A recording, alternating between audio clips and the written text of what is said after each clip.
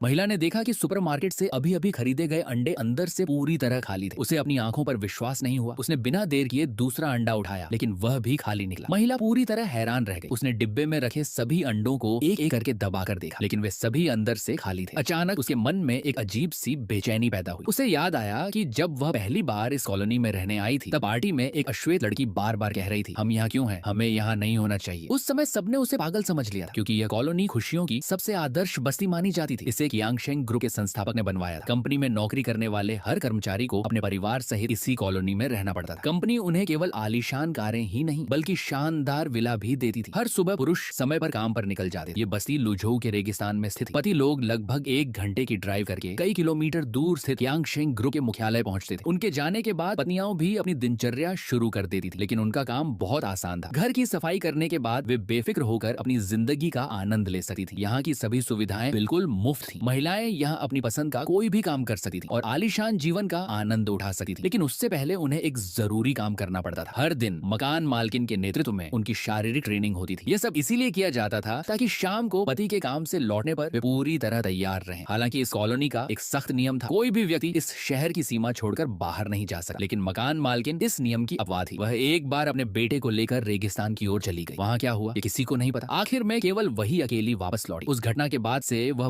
बार बार कहने लगी कि यह पूरा शहर एक धोखा है। उसका मानना था कि वे सभी यहाँ कैद हैं। लीसा को लगा कि बेटे को खोने के सदमे ने उसकी मानसिक स्थिति बिगाड़ दी है। लेकिन एक दिन लीसा खुद एक अजीब स्थिति में फंस गई। सच जानने के लिए उसने अपने पति से पूछा कि वह रोज आखिर कहाँ काम करने जाता है, ये सब इतना रहस्यमय क्यों है। लेकिन निक ने कहा कि उसने गोपनीयता समझौते कॉन्फिडेंशियलिटी एग्रीमेंट पर हस्ताक्षर किए हैं, इसीलिए वह कंपनी के बारे में कुछ भी नहीं बता सका। निक ने सिर्फ लीसा को चूमकर अलविदा कहा और जल्दी से काम पर निकल गया। पड़ोसियों को देखकर लीसा ने भी अपनी शंका फिलहाल मन से निकाल दी। लेकिन बाद में जब वह घर की सफाई कर रही थी तो उसने थोड़ी दूर वहीं अश्वेत लड़की देखी। उसके हाथ में एक खिलौना था। उसे देखकर लीसा को कुछ शक हुआ। जब उसने उस खिलौने में पूरे शहर का रेत से बना मॉडल देखा तो उसके मन में एक साहसिक योजना आई। उस दिन वह शारीरिक प्रशिक्षण में नहीं गई, इसके बजाय वह चुपके से कॉलोनी की